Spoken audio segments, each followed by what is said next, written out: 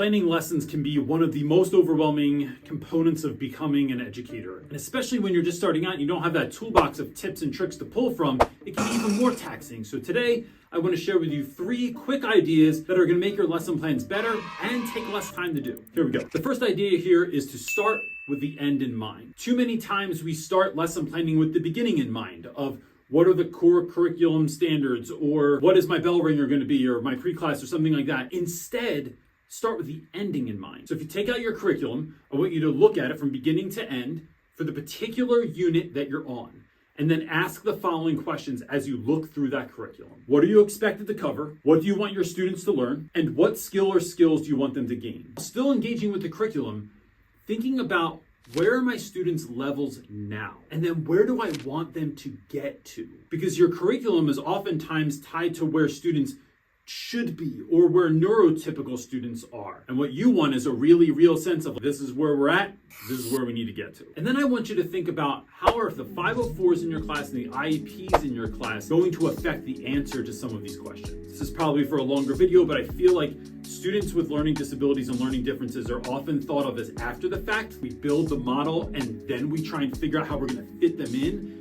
It's so much easier and it serves the students so much better when we build the lesson with them in mind as well. Another question to ask yourself, what if this was easy? Too often, we create lessons to fill a class period. We create lessons to fill the time that we have given. So we have to teach inferences or fractions or the Battle of Waterloo, whatever you're teaching, in your 50-minute period or your hour and 30-minute period, whatever it is. We take the lesson and stretch it to fill the time. And I'm asking, if we made this as simple as possible, if you really broke this down, could you explain it to students in a very easy and simple way and then figure out something else to fill the period? Sometimes we as educators make things harder than they need to be, more complicated than they need to be, just so it looks like we're doing our job, when we forget that our job is to educate young people and to help them understand. Don't put barriers in the way of helping kids get from where they are to where they need to be.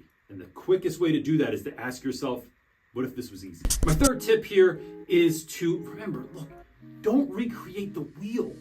You don't get extra credit for coming up with original lesson plans. And if you're just beginning as an educator, it's so much easier to pull from other people's ideas and then turn them into your own. No one ever started a band and started writing originals. I think I've said that somewhere before. Everyone starts with cover songs. This is no different. And so this is actually something I go into great detail in our classroom management workshop, where I talk about how to create engaging lessons. And the link for that is in the description below. But if you take what someone else has, it at least gives you a jumping off point, because you already know where you want to go. You already have decided what if this was easy. You are now looking for ideas to help implement that.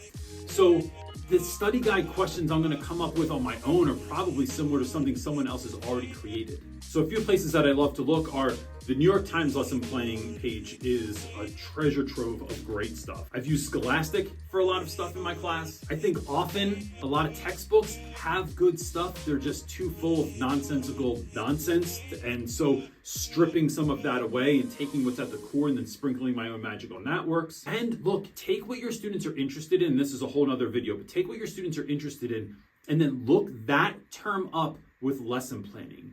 So many of you might not know that Minecraft has a lesson plan for just about every conceivable thing you could teach in school. And what's even weirder than that is Fortnite has lesson plans. The #1 game in the world has lesson plans where they teach things like physics and other things. I'll put links to all these things in the description below so you can check them out. But if you just take these 3 tips, it's going to take a lot of time and energy off your lesson planning. The question then becomes, how do I make this a little bit more interesting? How do I begin to sprinkle magic on some of my lessons? I have a video on this called 5 Simple and Easy Ways to Make Your Lessons Awesome. You'll find that link up here and popping up on the screen here in any second now. That's it for this time, gang. Please like and subscribe, and we'll talk to you later. Peace.